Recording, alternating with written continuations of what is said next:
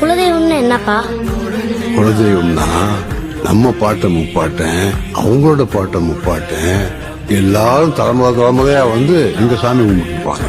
அவங்க எல்லாருடைய மூச்சு காத்தும் இந்த மண்ணிலைய இந்த சாமியை தான் சுத்தி சுத்தி வந்துகிட்டு இருக்கும். அந்த மூச்சு காத்தும் இந்த சாமியை சேர்ந்ததுதான் நம்ம குலதெய்வம்.